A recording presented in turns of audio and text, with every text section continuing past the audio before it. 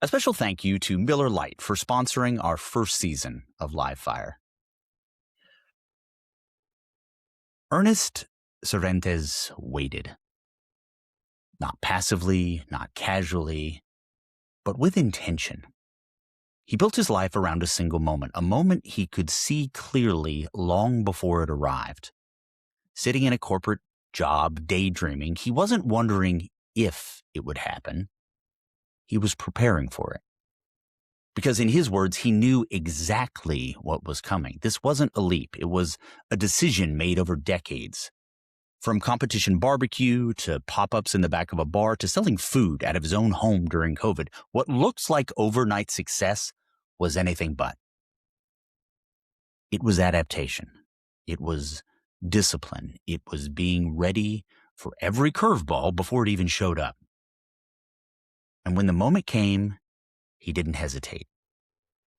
He and his partner didn't start young. They didn't chase it blindly. They waited until they were ready.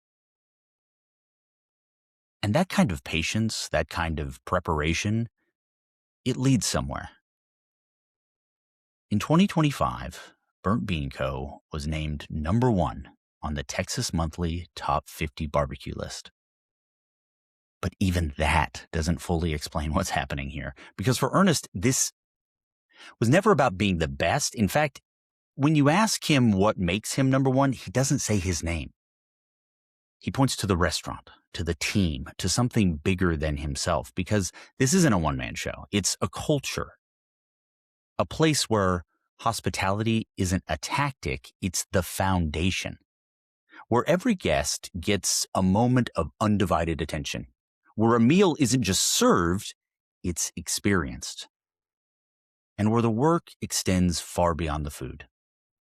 Because in Ernest's world, the restaurant isn't just a business, it's a proving ground for people, a place where someone with no experience, no direction, no second chances can walk in and be built into something more. A squad, not a staff. An environment where people don't just work, they change. And maybe that's the through line. Not the award, not the ranking, not even being #1, but the idea that if you do this right, you don't just build a restaurant, you build people, you build standards, you build something that lasts. And this season is leading us to Lockhart Rising, May 9th, 2026, a gathering of people who don't just cook, they commit, they sacrifice. And when the moment comes, they're ready. This is Live Fire, and this is Ernest Servantes. Hey, thanks for doing this, man. You're welcome. This was it was a little bit tricky to get you nailed down because you're a busy guy. I am. I tell people I haven't had a day off since Christmas. So Right. I run 24/7 every day. I've been at work since about 7 this morning. And then I came home to wash clothes and get a bunch of stuff going. And I was like, I'm glad you texted because I put the alarm on for like 12:45 our time. So I was like, Yeah. okay, cool. But yeah. So walk me through this a little bit. So what's been the major change for you having a brick and mortar shop? Is this what you thought it would be? Well, I'll tell you a little bit of history about myself. You know, I started off in the competition world, and then I did everything I wanted to do in that, and the whole time I was marketing to become part of the Burn Bean. So I did pop-ups in the back of the bar, and after the back of the bar, I decided, I wanted to do this full time, and COVID happened, and so we ended up selling out of our house. So if that's my first brick and mortar, that's my first brick and mortar was my house. We sold out of a garage, so it was a challenge.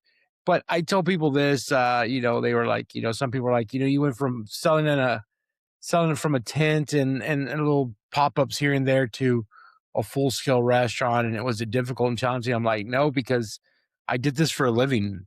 So I've been in the restaurant industry since I was 16. So adapting was what I was really good at. So some people I think that have never been into the restaurant industry are much less, that you do a food truck, which I never did, but some people go do food trucks and then they go straight into a brick and mortar that seats 200 and they get shell shocked or like, okay, what's going on? And they're not, dealing with variables as well as, you know, uh, things like permits and Right. electricity and payroll and, plumbing issues and dealing with inspectors and things like that. So I was ready for any kind of possible curveball, and we had a lot of curveballs.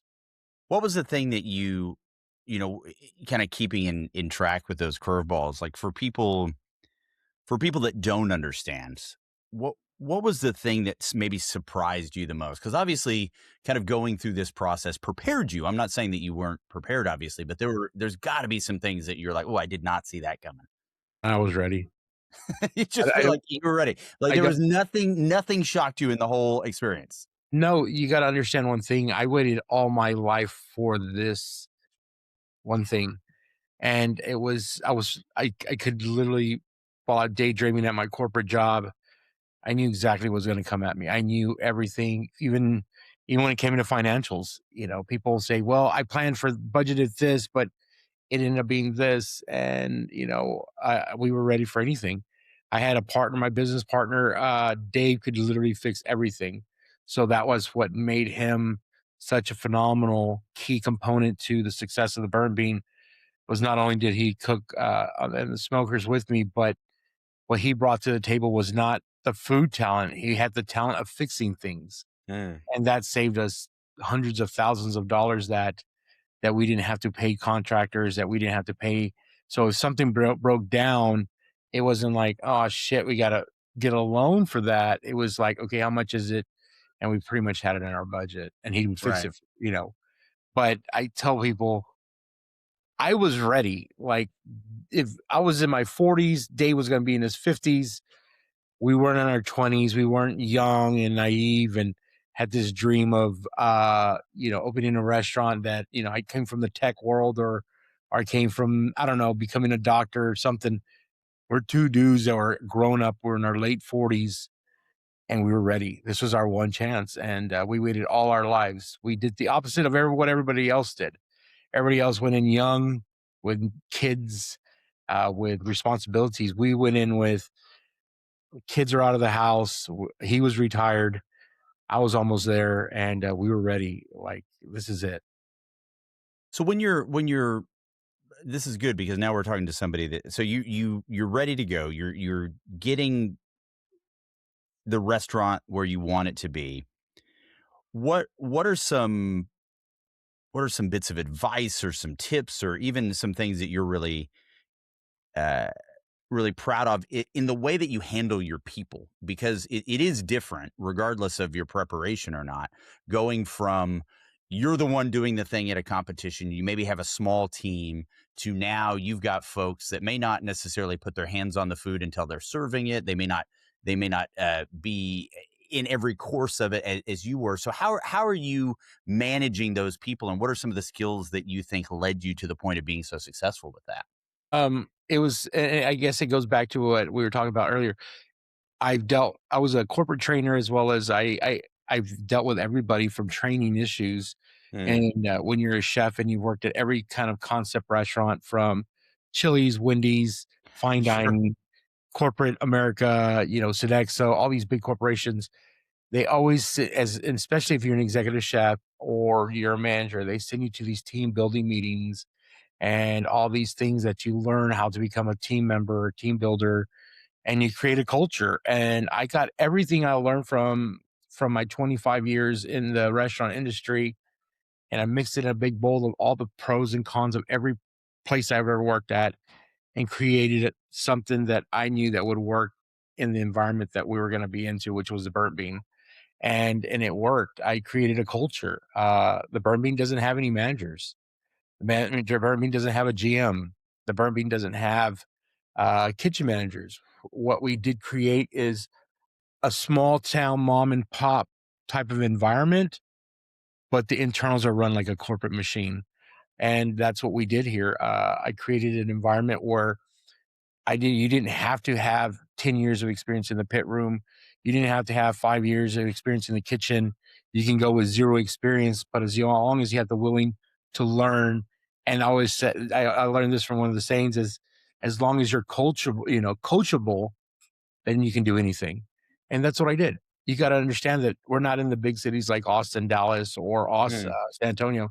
We're in small town, Seguin, Texas. There's no chefs there other than I think there's only two of us in the town. But if you're having the willing and the ability to inspire people that want to get into the restaurant industry that have never been or are curious, and you mold them and you teach them and you inspire them that they can become anything they want, the rest is history, and we are proof. I was talking a little bit with Jesse Griffins about this, about how he runs his kitchen and front of house, back of house, and he talked a lot about some of these same principles that you're talking about. And I'm curious, when we talk about inspiring people, when we talk about motivating people, as someone that my side job is also a lot of corporate training. I go into big businesses and with you know big names, probably one of the companies that made the computers we're talking on right now, and how they build their culture out. What are some things that that you do really, really well with your teams to help inspire that culture? Uh, it's simple. You get the team excited, and we have team huddles. We have everything that you would do in a corporate setting, but more into coaching every day. You teach your team, hey, you did great, but you can do this better. I've had, and not only that, we go through the system of a 30-day probationary period where we hire someone and make sure they're going to be acclimated to the environment as well as they like it and we like it. And if we don't, we sever ties right then and there, and we don't waste each other's time. There's no cancer. There's no, that's not my job. We work as a team. We eat as a team. And the best way I can put it is I always compare it to, you ever seen Gladiator, the movie? Sure, sure. When the general, you have Aurelius, he hits everybody, says strength and honor, strength and honor, strength and honor.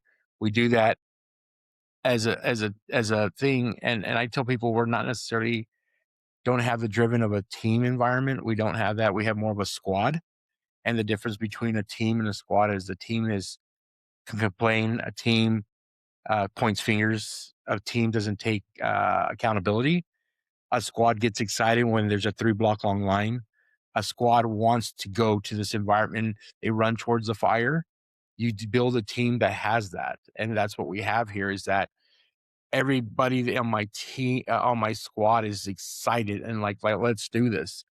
Um, I don't believe, we all don't believe that if you're in the weeds, it's because you were not prepared. And if you are in an environment that you are in a chaos environment, that means that we failed to not train you right. When you're calm, cool, and collected, and you're prepared for any scenario, your team runs like a machine. And what happens at is if they're so focused on their environment and creating what they're doing, their primary focus is on hospitality. If I can do my job making the sides, if I can cut doing this naturally, if I can serve the sides, if I can do the garnish, and if I can welcome you, all my focus now is on the hospitality that I'm going to give you in front because I can do this. So my focus is on you. Do you understand where that's coming from? Yeah, of course. And so maybe transitioning a little bit, let's look at it from a slightly different lens. Let's look at it now from a guest. So a guest has come in, Mhm. they've left your restaurant, and they are talking to a friend of theirs about your restaurant. What are 3 things that you really want them to say?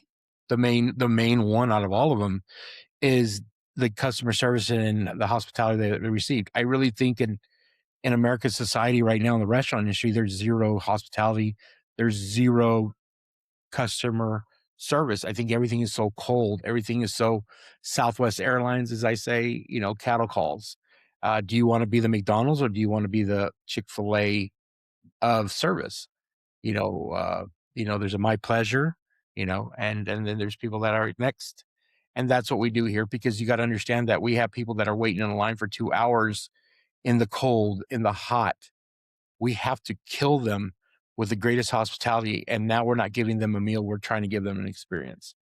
And that's what separates us because when you're on my block, and I get this all the time, it's amazing how many people are business and restaurant, uh, I guess, consultants when they've been in line. They're like, Ernest, you can open four more lines and you can Sure. make this Yeah. thing fly. And Ernest, you can get 10 more cutters and make this fly. But I understand that. I've been in this industry, but one is I only sit 125. So where's everybody going to sit? Two, we just took away the hospitality feeling and now we're a cattle call and we're not going to give that customer service that we were known for. When you're on the block, you get a minute and a half of my undivided attention and you customize the meal just the way you want it. And it's just like, wow, okay, start off right compared to, hey, how can I help you? What else do you need? Okay, next. Okay, next. Okay, what? No, no, yes, no, ma'am, you go over there. It doesn't have that. So I'm compared to, hey, is it your first time here? Where are you coming from? Things like that. Hey, so oh, have you seen me on TV? That's great. Thank you so much for coming. And then they go to the sides and they see that reception. And the first things you hear on our Google reports or on our Yelps is, oh my God, we had the best customer service. Because I can tell you one thing right now, you can have the greatest food in the world and you can have 5 Michelin stars. It don't mean shit if you don't have good customer service because they won't come back. But you have semi good food and great customer service, they will come back. If you if you were to do, and you've probably already done this, but because you seem like a pretty self-reflective guy, where do you think this comes from? This act of service, this Small town. small town. Well, sure. I mean, I'm from a small town. There's assholes in every small town, Ernest. Like that. I get that.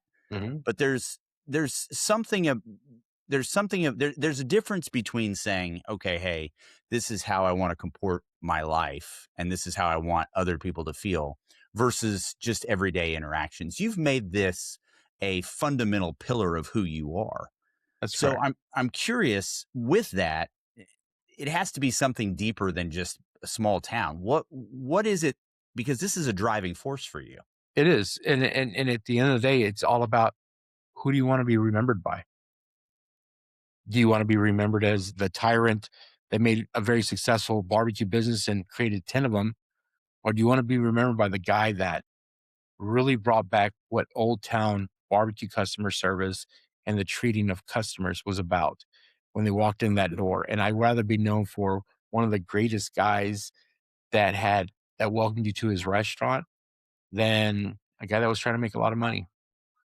And at the end of the Have there been any people throughout your journey in this that you either look to or, how good artists steal? You've maybe taken Oh, something yeah, that them every who are every those people for you? yeah, so there have been so many people that, that been in your life as not necessarily pillars of inspiration, but people that I think that God put in your journey to be like, "You should be like him," or, "You should take a little bit about him," and one of them is my grandmother's.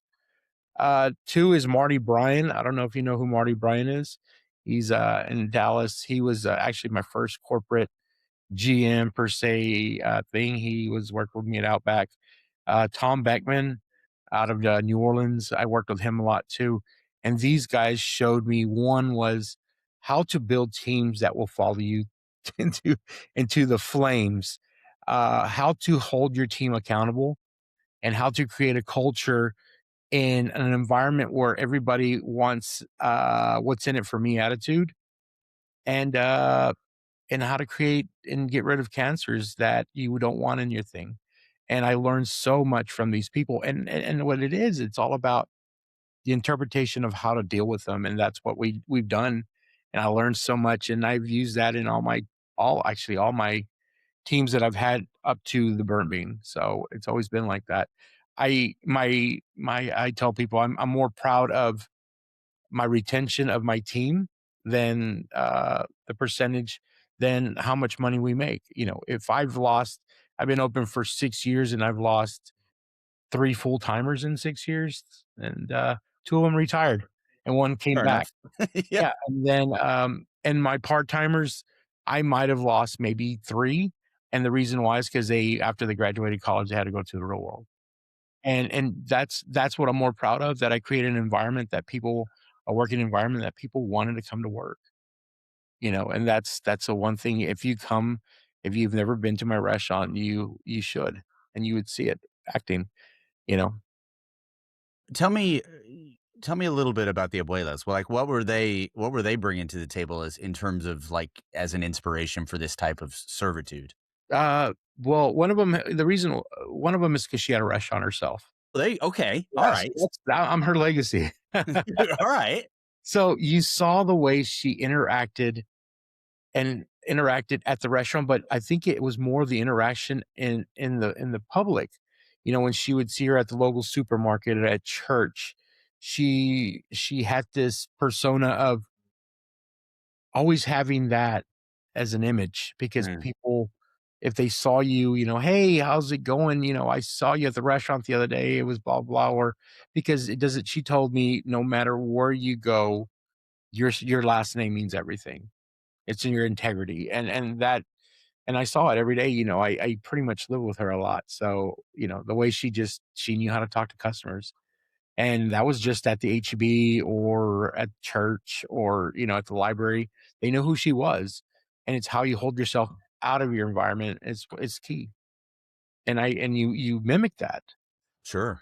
And I imagine as you mentioned earlier, not being in a bigger market, not being in an Austin or a Dallas, a Houston, one of those bigger markets, but being in Seguin has certainly some advantages in the sense that you might be one of the few shows in town, as it were. But there's also, I think, sometimes as both you and I being products of small towns, there's a different level of accountability that comes Yes.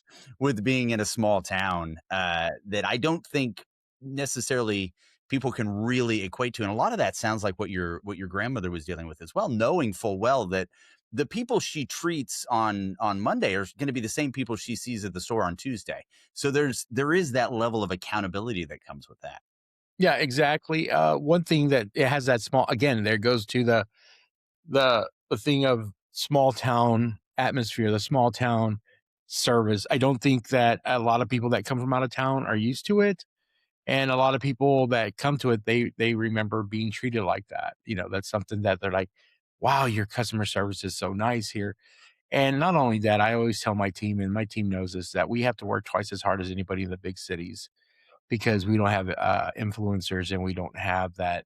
I call it the good old buddy system where, Austin takes care of Austin and San Antonio takes care of San Antonio. We're right in the middle. So to get noticed and to get our accolades, we have to work twice as hard because when these big people like New York Times or James Beard, the Michelins, they're going to just try to keep it in their cities and not out. So we have to work twice as hard to get noticed. And we take pride in that. Well, I think this is a pretty fair way to segue into the fact that well, you have been noticed. You've definitely you've definitely been noticed for your work. First of all, congratulations. I know Thank that you. that's certainly a an accolade you hang your hat on. What does that mean to you guys to be number one in the Texas Monthly? Oh, I tell people if you can dream it and you will it, and especially if you can manifest it, it can come true. I know I've said this many of times, but when we opened in 2020, uh, we had 2025 number one. That was it. It wasn't the 2021 list. It was 2025, and that's what we were gunning for. We were gonna no days off.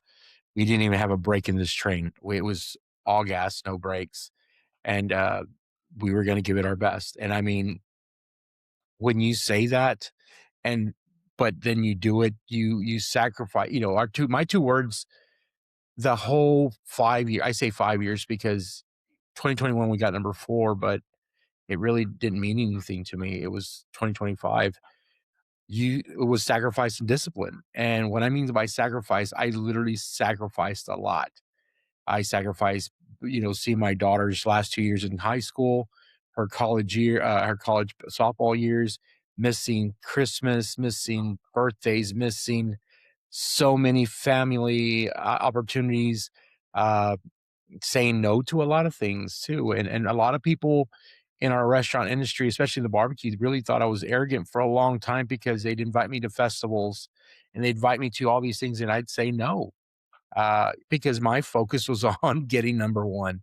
And the only way you're going to be doing that is um, being there every day, making sure the quality's there, and that's all I cared about. I could care less about being popular with my peers. I could care less about being at festivals. I could care less about anything other than creating what the bean is today, and that's what was my primary goal the whole time was to make sure that at the end of 2025 in May, when they released the list, I had no conscience. I had nothing that I held back. So whatever happened, whatever place, I would be consciously sure that I gave it my best. Because if I took it easy a couple of months, it would have eaten me alive. Because it's like the Olympics. You train for 4 years for this one moment. And if you didn't give it your best, then you're gonna have to wait 4 more years. And do you have enough in the gas tank? This next time that we're coming up, I guess 2029, I'll be in my 50s and Dave will be in his higher 50s. Do we have the gas in our tank for that or no? It was 2025 was where we can put in 100-hour days and not blink an eye. If you were to, certainly there's been, tomes written about Burnt Bean and certainly your work. But I'm curious from a personal perspective, what is it that you think makes you number one? Um, what makes me number one is it's not me. It really isn't me. Uh, I always tell people that I can care less what people think about me. I'd say I was always staying humble and I let my food walk with a big stick. I don't need I don't Ernest Cervantes does not need validation. Ernest Cervantes does not need to be you're the best or you're the goat and all that stuff. No, what I want to say here is the Burnt Bean is one of the best restaurants I've ever eaten in my life. The Burnt Bean has some of the best barbecue that will always stand the test of time. The Burnt Bean deserved to be number one. Has nothing to do with me because the Burnt Bean is that, I've never it's not been about a one man show. I Yes, need to I need some clarity on that because the there's a you and I are towing a razor's edge here because we just talked about all the accountability that comes with being in a small town.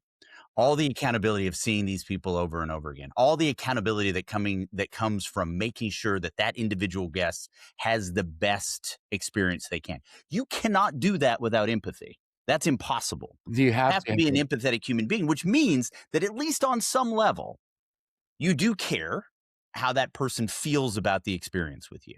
Now, I understand that we're maybe mincing words a little bit about how someone feels about you or what they think about you, but there has to be something there where you certainly give a damn about what people think about you. You Well have to. it's not necessarily about me. It's like going back to the empathy part and you gotta remember, like I said, I am representing my name, but the name is Burnt Bean. I am the disciple of the Burnt Bean. The Vatican is called the Burnt Bean, and I'm one of its disciples, and so is my team. So how we go off and we portray ourselves out in public is going to be a picture of who the Burnt Bean.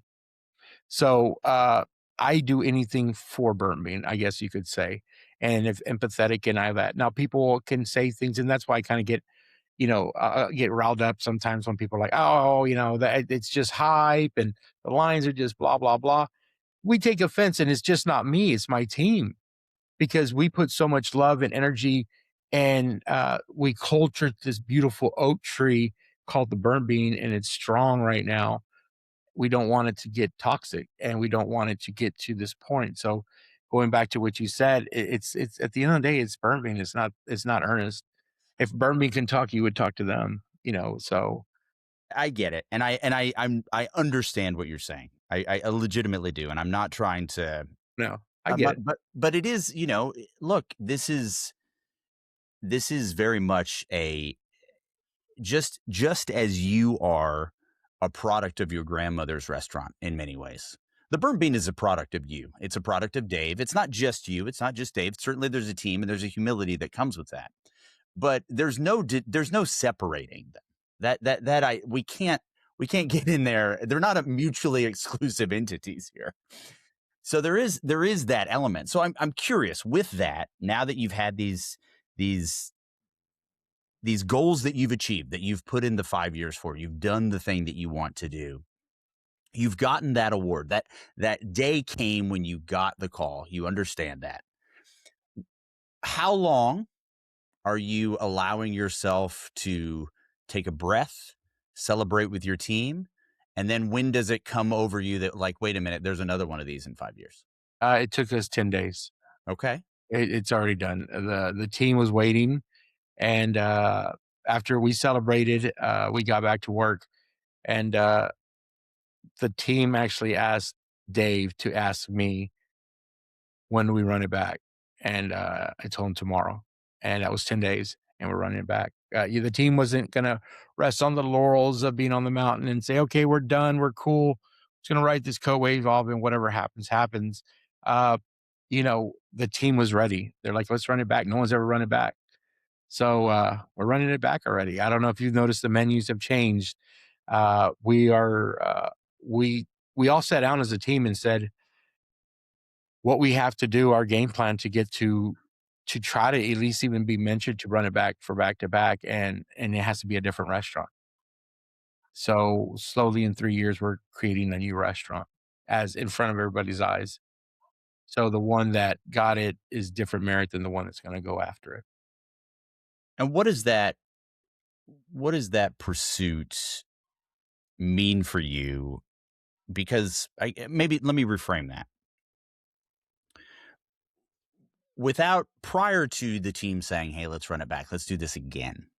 Let's try to win this thing again." Over that 10 days, let's harken back to that 10 days. What what, if anything, changed for you? Because and again, I'm not necessarily even looking at this through the lens of the Texas Monthly thing, but when people put that much effort, that much focus, that much sacrifice into something and then they achieve it, there is invariably something on the other side. And not many people get to do that. So I'm curious for you, what's on the other side? It was, validation. I think, the burnt bean, when we did the first 4 years, it was more, and here's the difference was, I hate to say it, but it was the what fueled us was to prove everybody wrong. Really was. That was, and that's not the way you should perceive things, that you should prove everybody wrong that didn't believe in you, and that was your drive. But it did. That was really our drive. 1 was Seguin, 2 was family, 3 was all the people that thought we were crazy, and, that fueled us. Now this is a different level, 'cause you gotta remember when we started off, it was just me, Dave, my wife, my daughter, his son, my son, and maybe 2 people we could afford.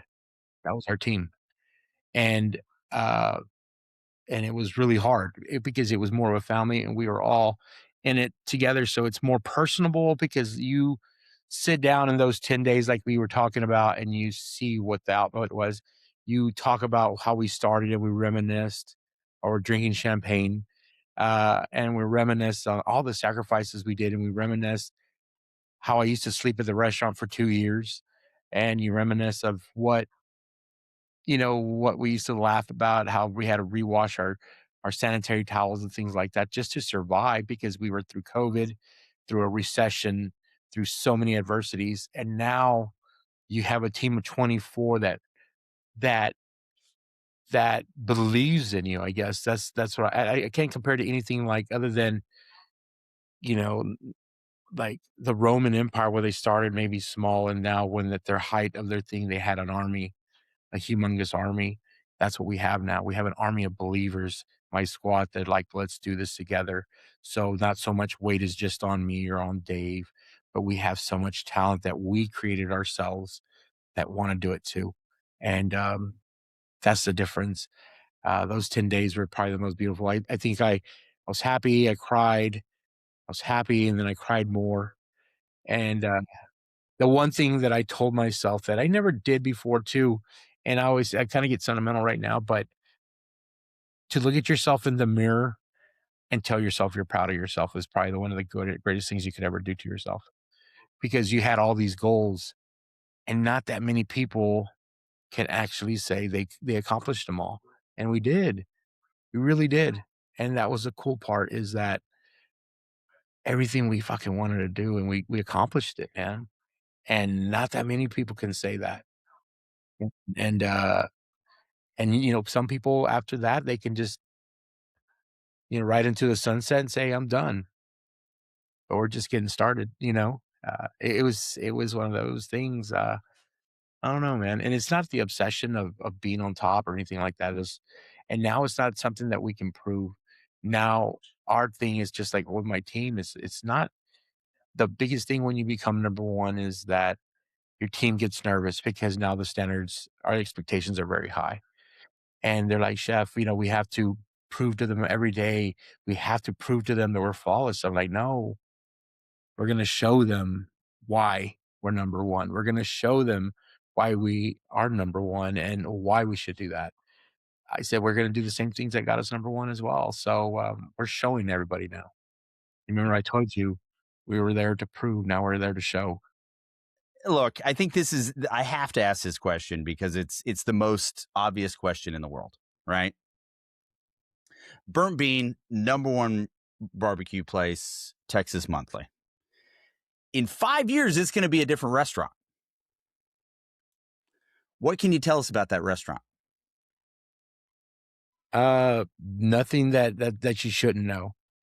There's, I want people to know that, and this is not, don't take this out of context, and anybody that hears this, what I'm about to tell you, but in 5 years, we want to be known as there's great barbecue, and then there's burnt bean.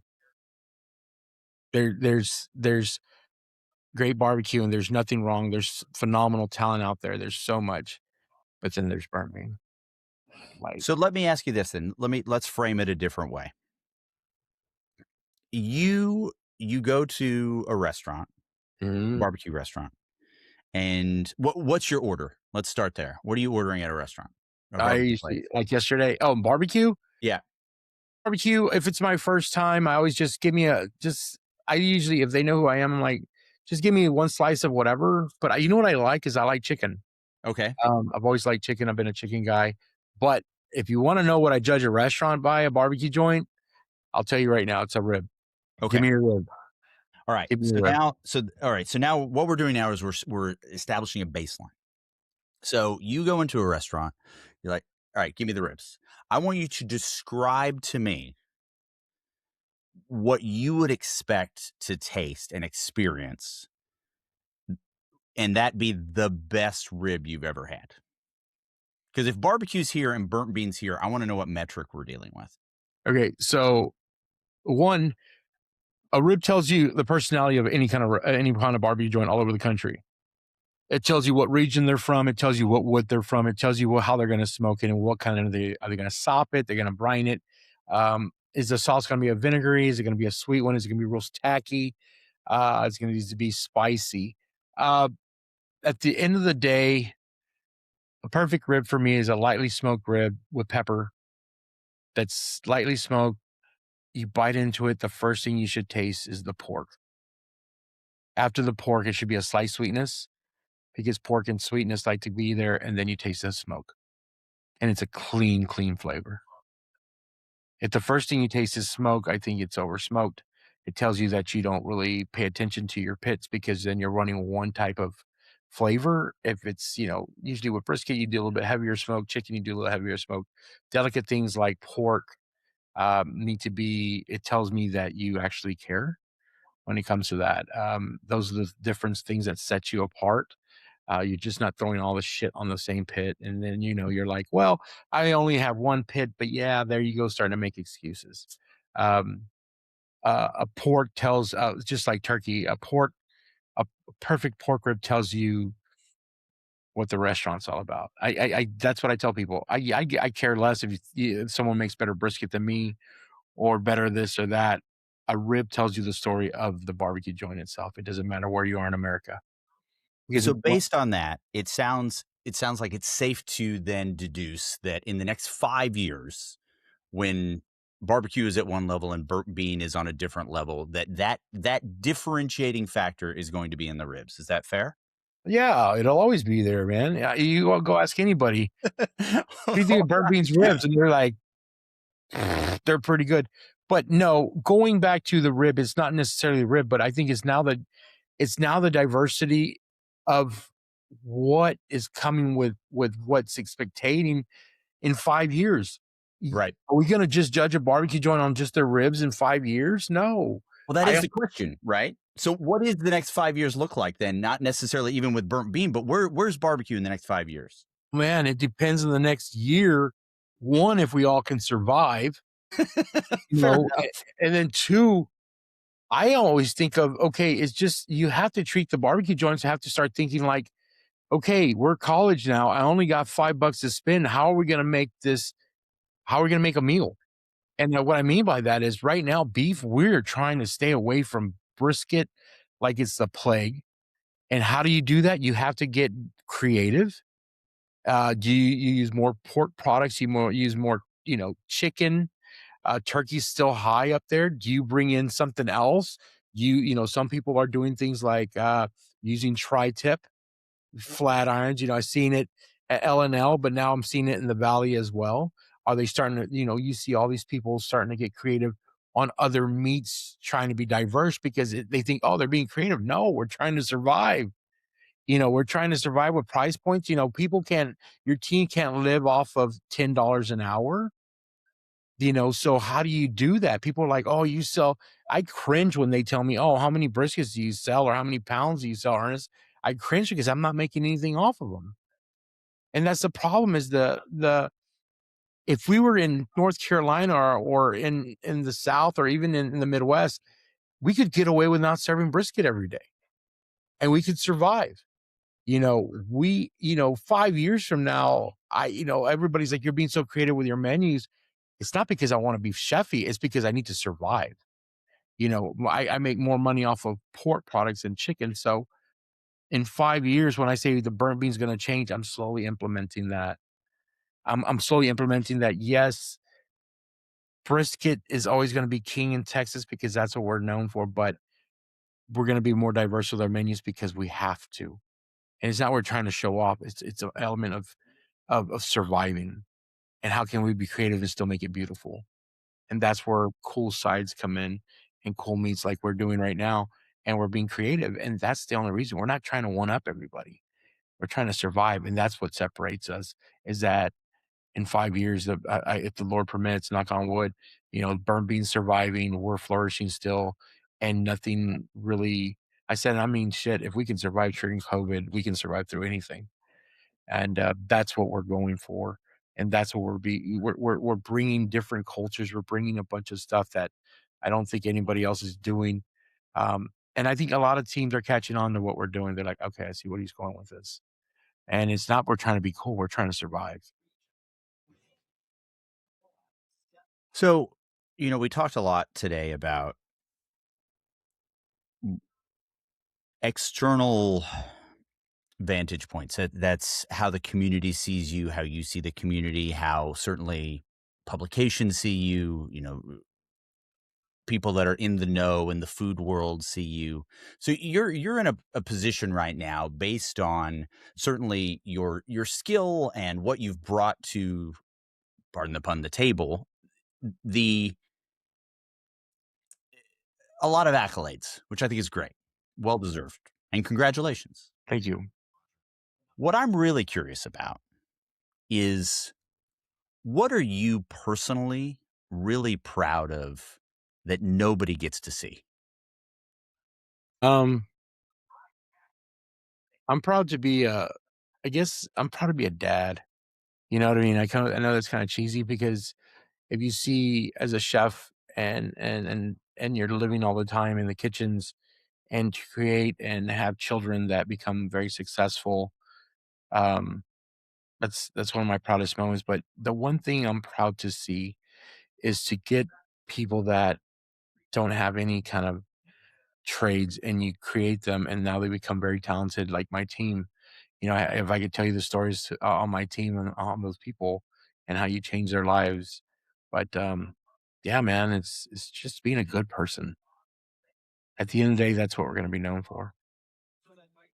It's interesting to me that you started that answer with being a father Mhm. and quickly transitioned back to your team.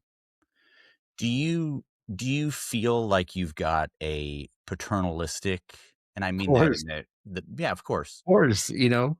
How does that manifest itself, do you think? You gotta understand the people that are in the restaurant industry, there's a small scale of those people that wanna do it.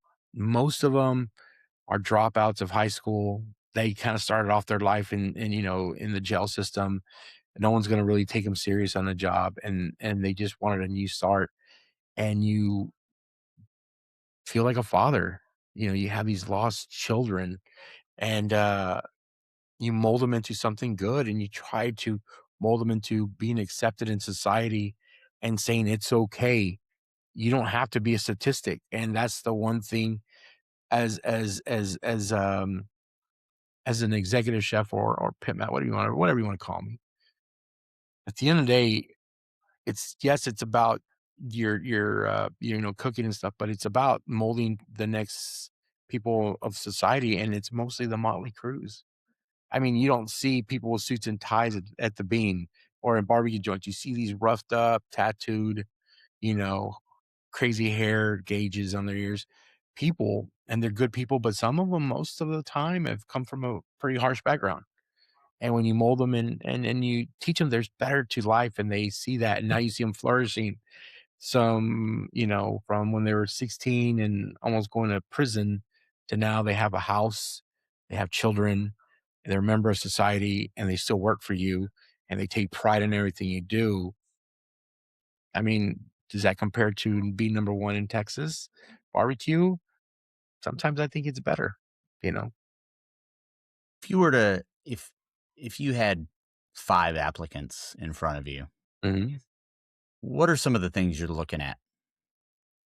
I 1, if you have any work experience, I always take the one that has 0 work experience. I take that one first. I take that one first, and 2, I look at their applicants, and then if they're in their 30s and they've only had 2 jobs, I take that one next. And the reason why is they're loyal to their job, and the ones that don't have any experience, they're green, so they have no bad habits.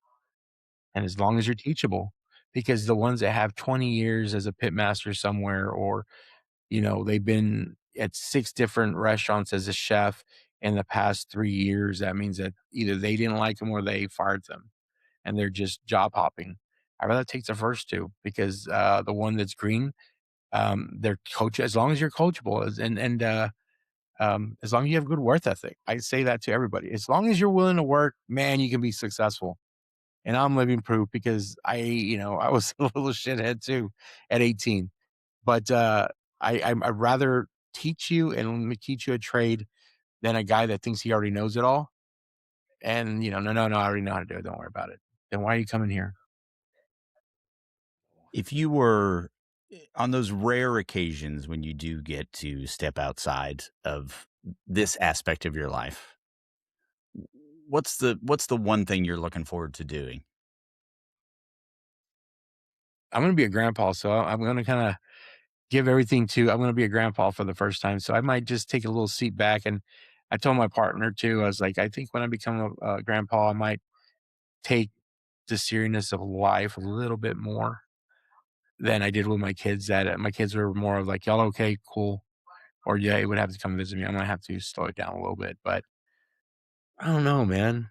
I don't know. And this is the funny part because someone told me one time, if you weren't a chef or if you weren't a cook, what would you be doing? Kinda like what you just said. Yeah, ask me, "What would you be doing?"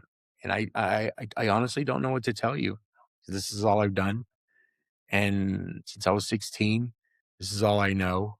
Um, and this is all I love. People don't understand. I love to get up at 12 in the morning or midnight and start the fires every day, that peacefulness that you get. I live a very lonely life, you know, uh, it's lonely. I'm married to a beautiful woman and have wonderful children, but most of the time I'm by myself. And I kind of call it I'm like a monk, it's in solace and in quiet, but I love it. And I wouldn't change it because if I didn't love it, I wouldn't do it. And that's why, we talking about the food. It's not about me, it's about the food. I think that's where I tell you my story in the food. I tell you how I feel with the food. It's not about interviews, or some people are so good at being on, Instagram and filming each other.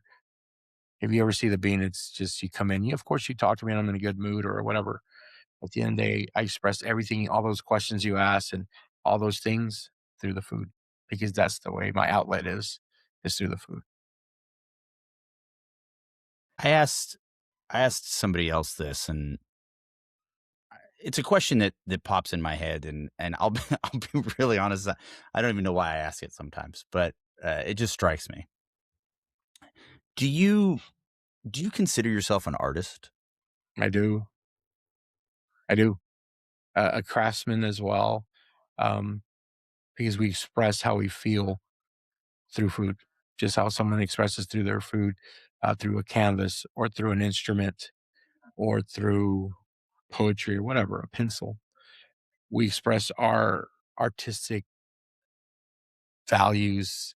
Our canvas is our food, and our paintbrushes are our pits. Our paints are the woods and the seasonings, and the proteins are our topic. And that's where we paint and we tell our story. Sometimes we're mad, sometimes we're sad, sometimes we're in a good mood, and you can taste it. And you can taste it through our food. And that's why when people come to my restaurant, they feel when they eat my food. They feel when they have that. I remember one time this lady cried when they had our banana pudding because it hit her soul, because it tasted exactly like her grandma's and no one's ever made that before. We don't at the Burnt Bean, and people know this, we're not here to give you a meal, we're here to give you an experience of a lifetime. And that's what separates us from everybody else. Thank you, Ernest. Thank you. What is the best of all the Star Wars films? Uh, The Return of the Jedi. Return of the Jedi. Hot take. Yeah. Okay. Now this is, traditionally people would have gone with Empire. Why Return of the Jedi? I guess because I always just watched that movie so many times out of all of them. And then I don't know, it's just, I guess growing up, that's the one of the main memories I had growing up, I guess you could say, was that one movie because my cousin would play it all the time, and What year were you born, Ernest? 78. Okay. So I'm a 79. This You're is right there. tracking. So this is we did you see it in the theaters? No. Okay.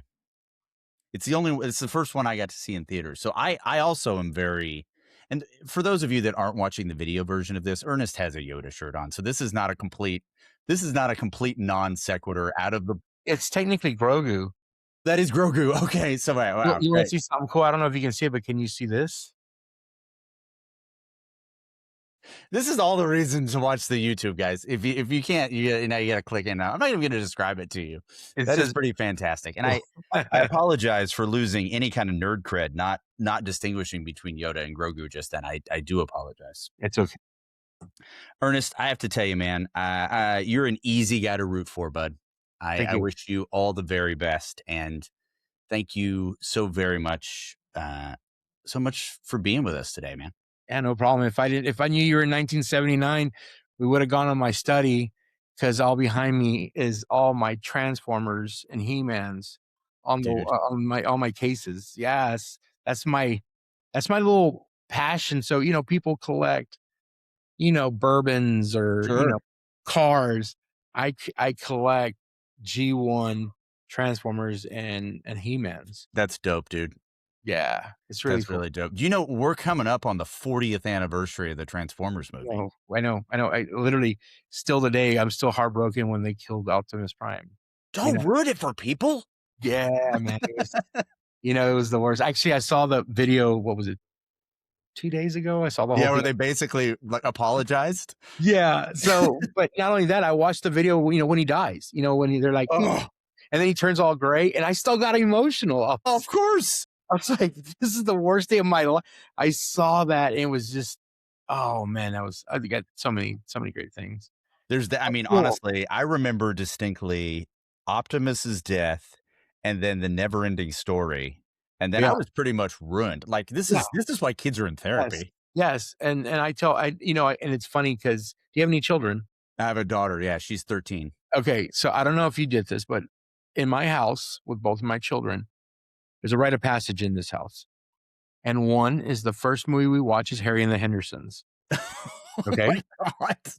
okay, we watch Harry and the Hendersons Yeah. when they're about, 8 or 9, and then you Huh? follow it up with Neverending Story, so they know who Bastian is, and they Atreyu and Falkor, because How everybody old el were they when they did Neverending Story? Because I oh, I must have been, like, 7, maybe 8, know you, but I'm asking about your kids. 8 or 9. They have to be young because they still have to have that imagination type Yeah, of but, oh, atmosphere. man, Because if you do I thought it was like some form of abuse. Like, I couldn't do it with my daughter. I just like, she would have just it no, would have she's wrecked too her. old already.